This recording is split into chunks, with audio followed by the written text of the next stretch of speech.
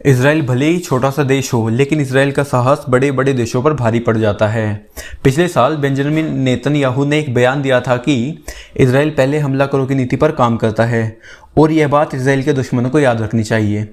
वहीं 2 महीने पहले बेंजामिन नेतन्याहू ने एक बयान दिया था कि अगर दुनिया ईरान के परमाणु कार्यक्रम को नहीं रोक पाई तो इसराइल खुद ही हमला करके ईरान के परमाणु कार्यक्रम पर रोक लगा देगा और ईरान के परमाणु ठिकानों को तबाह कर देगा। वेस्ट बैंक और यरूशलेम को लेकर पूरा यूरोपियन यूनियन इसराइल के खिलाफ खड़ा है, फिर भी इसराइल पीछे हटने को तैयार नहीं है। लेकिन अब इसराइल ने सीरिया के अंदर रूस और तुर्की के सारे सिस्टम को चकमा देते हुए अपने दुश्मनों पर हवाई हमला करके उन्हें तबाह कर दिया है। लेकिन ना ही सीरिया के अंदर मौजूद तुर्की के सिस्टम इसराइल के लड़ाकू विमानों की पहचान कर पाए और ना ही रूस के तीसरी पीढ़ी के सिस्टम इसराइल के लड़ाकू विमानों के आने का संकेत दे पाए। दरअसल इसराइल को अपनी खुफिया एजेंसियों के द्वारा गुप्त सूचना मिली थी कि सीरिया के अंदर इसराइल के ऊपर हमला करने की योजना बनाई जा रही है, जिसके बाद इसराइल के लड़ाकू जहाज और हमलावर हेलीकॉप्टरों ने 600 किलोमीटर अंदर जाकर सीरिया के अंदर मौजूद रूस और तुर्की की सेना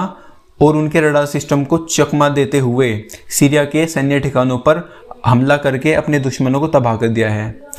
हालांकि रूस ने यह कहा है कि इसराइल के लड़ाकू जहाज़ों के आने का उन्हें संकेत मिल गया था, लेकिन यह लड़ाकू जहाज रूसी सैन्य ठिकानों से सुरक्षित दूरी पर थे और इसराइल के लड़ाकू जहाज़ों से कोई खतरा न होने की वजह से रूस की सेना ने कोई कार्यवाही नहीं की है। हालांकि रूस ने यह दावा भी किया है कि उन्होंने तरंगों के माध्यम से तुर्की के सैन्य ठिकानों को संदेश भेजा था, लेकिन तुर्की यह संदेश समझने में नाकाम रहा। इस हमले के बाद बेंजामिन नेतन्याहू ने बयान दिया है कि सीरिया के हमले करने से पहले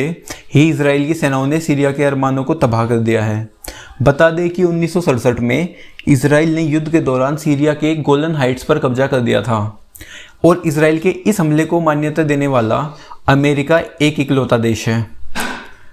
जिसे लेकर सीरिया और इजराइल के बीच में हमेशा तनाव बना रहता है।